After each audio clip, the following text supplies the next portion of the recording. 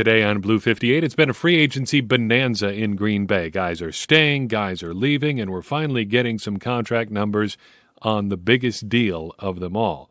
So how long is Aaron Rodgers going to be here anyway? Blue 58! Hello and welcome to another episode of Blue 58, the one and only podcast of thepowersweep.com. I'm your host, John Meerdink. Very happy to be with you here for another episode. It's free agency week. The NFL league year starts Wednesday afternoon, as years tend to, I guess. And we are now just coming out, as you listen to this episode, of the legal tampering period. Technically, free agency can't officially start until the beginning of the league year because when the old year league ends, that's when the contracts expire and the new league year begins and you can start signing guys. But there's basically a free-for-all in the couple days leading up to the start of the league year. Technically, all the deals that have been signed are not official until the start of the league year, or they can't become official until the start of the league year. You get it. Everyone knows that this has been going on for a while. These behind-the-scenes conversations have been happening for weeks and weeks and weeks, at least since the NFL Combine, probably before then. It's an open secret and a terribly kept one. But here we are. We have seen a bunch of people moving around. We've seen the Packers hanging on to a bunch of guys. And I figure in situations like this, the best way for us to talk about this is to just kind of go through sequentially. Monday, things starts happening. It's now Tuesday evening. What has happened so far? What is going to happen next? The first big domino to fall, the first domino of any type to fall, was Preston Smith re-signing with the Packers. I would characterize this as a moderate surprise. Moderate in that I'm sure everybody agreed that they would love to have Preston Smith back, but the way that the contract worked out, I think makes it a bit of an even bigger surprise. And the surprise really comes on the team side of things, because this is, it seems to me, like an unusually team-friendly deal. It only works out to have about $14 million guaranteed. It's going to save the Packers around $8 million in salary cap room. The contract numbers on all the stuff we're going to talk about are not hugely important to me, but this one kind of is, because I think this is an example of, well, a couple things. First, it's an example of the Packers both needing and valuing Preston Smith. On the one hand, they do really need him because they're pretty thin at edge. Even if he stays, if they let him go, it's going to be even worse. So the Packers needed him. But on Preston's side of things, he elects not to even test the open market at all. I think that's an interesting move because he accepted something that could theoretically have been below what he would have gotten on the open market. Just for reference, back in 2019, when he signed with the Packers, he signed a 4-year, $52 million contract that included $18 million guaranteed. There's a lot of incentive stuff in this deal. There's a lot of stuff that allows him to earn potentially more money, potentially up to $71 million. But in terms of the hard and fast money, it's not all that much. And to me, it seems like Preston Smith is saying a bird in the hand is worth two in the bush, or whatever that exact expression is. The semantics of that expression are always a little bit confusing to me, but basically what it means, I think, is something we can all relate to. The deal you get, the deal you have for sure, is always going to have some appeal over the one that might be out there. Maybe he does make more than this on the open market, but maybe not. And I think he just decides, hey, I like it here. I've played well here. I can get a deal here. And so he decides that, you know what? $14 million with the potential, to earn a lot more over the life of the deal, that's nothing to sneeze at. And you might be pinching pennies on yourself if you try to get a whole lot more than that. because if the Packers were willing to do those incentives, maybe somebody else is not quite so willing. Unfortunately, bringing one Smith brother back all but assured that another Smith brother would be on the way out. And look, Zadarius Smith was going to be a long shot anyway. There were some reports, if you believe the copy and paste messaging from agents to guys like Adam Schefter and Tom Pelissero and so on and so forth. There was some long shot sort of deal that would have had Zadarius Smith back in Green Bay. But it didn't seem like, just looking at this from the outside, like that was ever super realistic. So Zadarius Smith gets cut, and the Packers save almost $16 million in cap space as a result. My question on the Smith thing is, where do we put him in Packers history? He played 3 years in Green Bay, technically. It was really 2 years. He had an unbelievable 2019, a really good 2020, and then 2021 was basically a lost year. I can't really think of a comparable figure in Packers history. The only one that really comes to mind, and it's not a great comparison because his career arc was almost the reverse of Zadarius Smith, and he was a draft pick anyway. But the guy that comes to mind is Javon Walker, the Packers wide receiver. Early 2000s, some of you may be too young to remember that. First round pick in 2002, 2001. I don't know. It's not super important. But he started, as a lot of young receivers do, pretty slowly and built up and then really exploded and then tore up his knee. And that was it for him in Green Bay. Zadarius Smith comes in with a bang and then kind of slowly, steps down a little bit and then an injury and then he's done in Green Bay. Where do you put guys like that? Clearly they are great players. Javon Walker had one really, really outstanding season for the Packers. If you let me pull it up here in a second, I will give you the exact stats. Yeah, 2004, 89 catches, 1,382 yards, and 12 touchdowns. It's pretty darn good. Year 3 there for Walker, then tears up his knee the first week of 2005. The interesting side note there is there's a universe where Javon Walker is catching passes from Aaron Rodgers in 2008. Walker would have been 30, but still. Where do you put Zadarius Smith, though? Do you just say it was fun while it lasted and move on? Probably. But it feels like there's going to be a bigger place for him as we look back than that. He was kind of the start, he was the start of the LaFleur era, a very vocal leader for a couple years, and then, poof, he's gone. Just that. Billy Turner is much the same. Packers next sequentially release Billy Turner. This one got me. There are some people I've read out there, the great Tex Western and Acme Packing Company among them, who predicted this move. I didn't think it was going to happen. I thought he was a far sight better than Yosh Nijman. I thought with the uncertainty with Elton Jenkins, they would want him around. But no. Turner is on the outs, and the Packers gained $3.1 million in cap space by making that move. Squinting at the roster, you can see why. With David Bakhtiari, in theory, back to full strength by the start of next season, with plenty of time to work out whatever is going on with his knee, with Yosh Nijman ascending, with Dennis Kelly, at least in theory, probably around as a fairly cheap, serviceable backup, with Elton Jenkins probably coming back at some point and maybe sliding in at tackle, Billy Turner ends up as the odd man out. But there's a lot of what-ifs in that scenario that I think a guy like Billy Turner answers for you.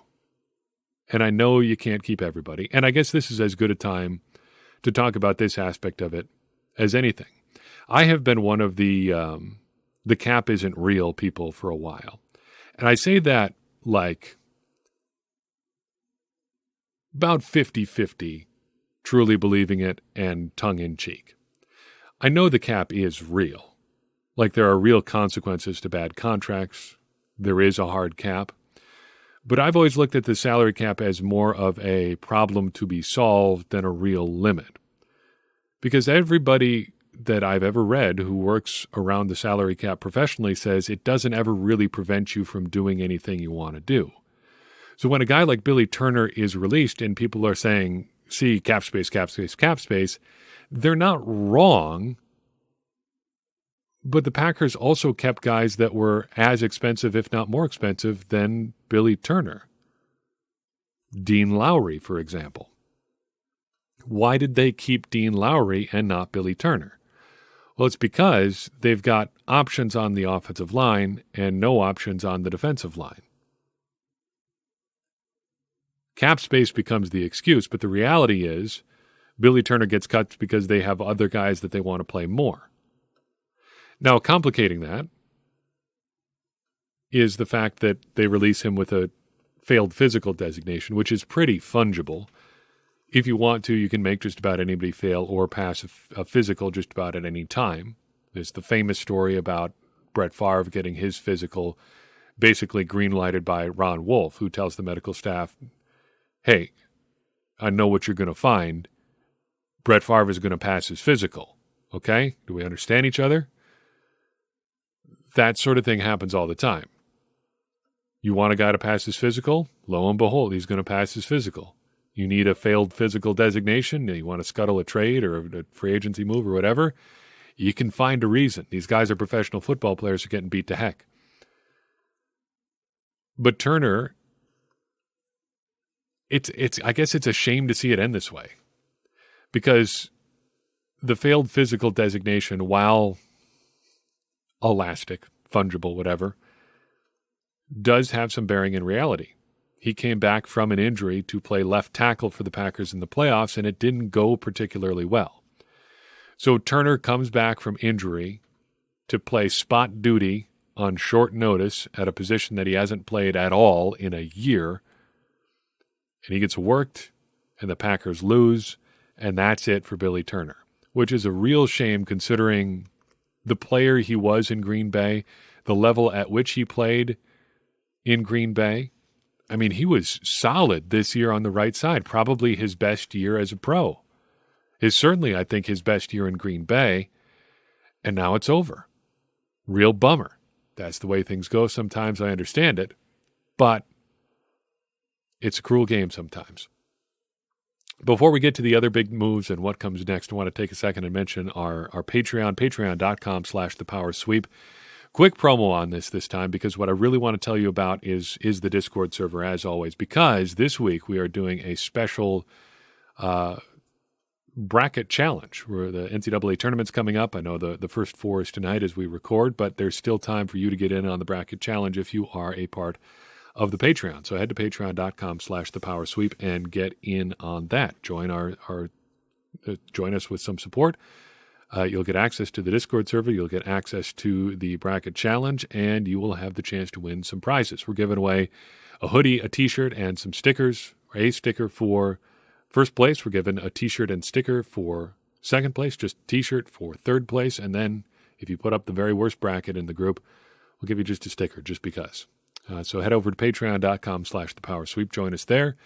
Get in the Discord, get your bracket up, and see what you can do. The very next move, after a bit of a bummer with the Billy Turner news, comes out of nowhere. I know there were people who thought the Packers were going to keep Devondre Campbell. I didn't see a lot of it. And I didn't see a lot of people who were putting out like serious numbers on what he could get with the Packers.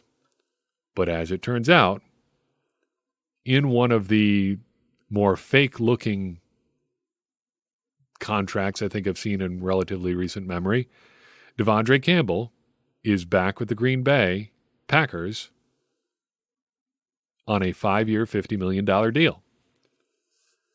He took a look around, saw what was out there, and decided to come back to the Green Bay Packers. Now, I say it's a fake-looking contract because it just all works out too nicely. $50 million over 5 years. Do the quick math. You carry the one that works out to $10 million per year. Even I can handle that math. But as we know, nothing is ever quite that simple when it comes to NFL contracts.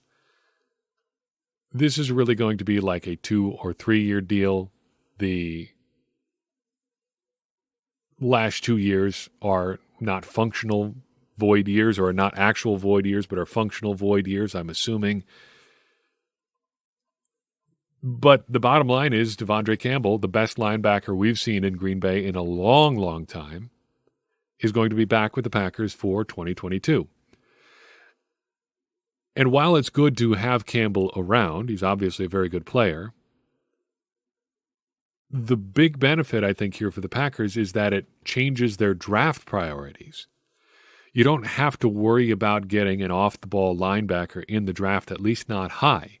You don't have to worry about filling that position really at all, unless there's some athletic special teamer type who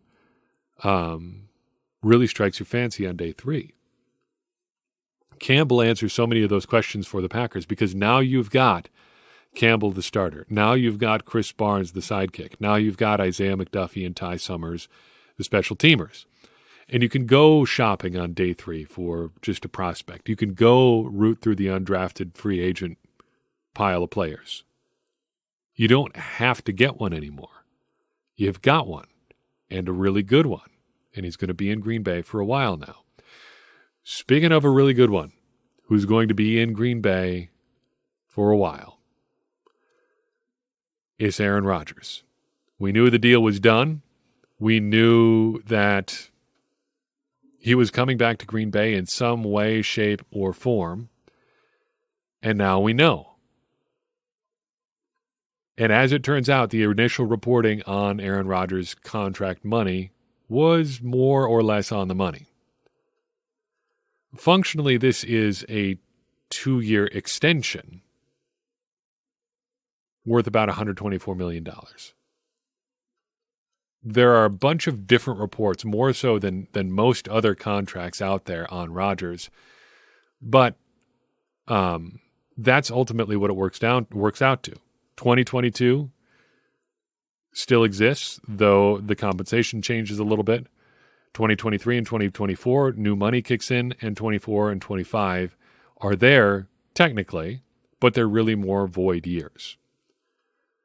So there you have it. Aaron Rodgers is going to be the Packers quarterback for really probably as long as he wants to be. And there's been some discussion in some corners of the Packers internet about whether this is functionally a 3-year deal or a 2-year deal. I'm on the 3-year side of things. I think it looks like he's going to be around cap-wise for 3 years. But the cap isn't the important part here. You can get hung up on the cap stuff really easily if you let yourself. The question here is whether or not the Packers have a good quarterback. If you have a good quarterback, a good to elite quarterback, you are a contender in the NFL. And if you don't, you aren't. Period. That is the story. If you have a good quarterback, you can contend in the NFL. Doesn't have to be a superstar, but he's got to be playing at a Pro Bowl level, I would say, is a fair assessment. And if you really want to win, he's got to be playing at or near an MVP level. That is the story of the NFL. There are some exceptions, but even on the exceptions, you will find a quarterback who's playing at an elite level. Elite to very good. That is just how it works. And you've got to have a quarterback who is capable of getting to that level on a week-in, week-out basis if you're going to win in the NFL. I know there are legitimate criticisms of Aaron Rodgers. Some of it is on the field. Some of it is off the field. But at the end of the day, he is a very good to elite quarterback. He's won 2 MVPs in a row. Didn't happen by accident. Yes, there have been disappointments in the playoffs, but he's got him there. He's got him in the conversation.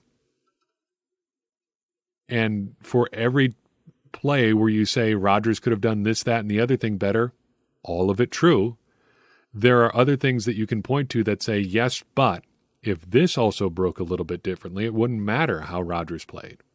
We can talk about it with the divisional round. The blocked punt is something that I've come back to again and again. You want to talk 2021 or 2020? We can talk about that too. There's the 3 and outs everybody likes to talk about. Sure, fair. But there's also 2 drop passes in the end zone. Devante Adams drops a back shoulder touchdown. Equanimeous St. Brown drops a 2-point conversion. Those are both caught. Packers are in the Super Bowl. You want to talk about Aaron Rodgers coming up short? Sure. Everybody else came up short too. You want to talk about, the 2019 playoffs? Sure, fine. Rodgers didn't play great. It wouldn't have mattered. He could have played like some combination of Bart Starr, Brett Favre, and God himself, and it wouldn't have made a difference with the run defense playing the way it did. If the opposing quarterback only has to throw 5 passes or 8 passes or whatever it is, it doesn't matter what your guy is going to do because something has gone seriously wrong with your defense. 2016, same deal. Is it Ladarius Gunter's out there covering Julio Jones? Good luck. Have fun with that. 2014, again, Rodgers, there are some problems there. But Brandon Bostic catches an onside kick. We're going to the Super Bowl. Brandon Bostic gets out of the way and lets Jordy Nelson catch an onside kick. The Packers are going to the Super Bowl. The referees call Michael Bennett offsides instead of, letting a free play go and passes intercepted in the end zone. Packers are going to the Super Bowl. You can criticize Aaron Rodgers, but the fact is he's a great quarterback, and a great quarterback gets you into the conversation. The Packers are going to be in the conversation as long as he's there. And when he is no longer there, that's when you have conversations about the other stuff. The Packers have decided they'd like to remain in the conversation. They don't want to start the rebuild yet. And I think that's the right call. The goal, as always, is going to be to win a Super Bowl. And I kind of reject that too. The people who are like, well, this is a bust if the Packers don't win the Super Bowl. Every year is a bust if you don't win the Super Bowl. That's what everybody is measuring their seasons by. Well, yeah, but the Packers are going really all in. Oh, so what? So is everybody else. Everyone is trying to win the Super Bowl. Okay? It's one move doesn't make it more of a disappointment if you don't win the Super Bowl. Sure, there are varying degrees to which you're a contender. Sure, this last season might have been a disappointment, a bigger disappointment in some ways because of how the Packers were positioned and the players they had and the season they were having. Sure. But ultimately, it's 1 winner and 31 losers. And those 31 losers all had failed seasons in a way because they didn't get to that ultimate prize. I don't think there's any more pressure on the Packers now. They're just doing the same thing as always. They're trying to win a Super Bowl, and having an elite quarterback is the easiest way to do that. Allen Lazard is the next and last move we've gotten so far, though there are a couple others on the horizon, and a couple other sundry little things that we should talk about. Really, this one is not a surprise at all. This is basically what Rob Tonyan got before him. It's going to be the second-round tender it is the second-round tender for Lazard, about $4 million. Wouldn't be surprised if we had a couple void years in there, too. He'll be back with the Packers next year, unless somebody wants to offer him a deal that's better than that, and then the Packers let him leave for a second-round pick. Win-win, I think. Lazard's an excellent player. He fits well with the Packers, and I'm excited to see what he does this year, and excited, I guess, even more so to see what he does next year, because he'll have the opportunity to get to the open market.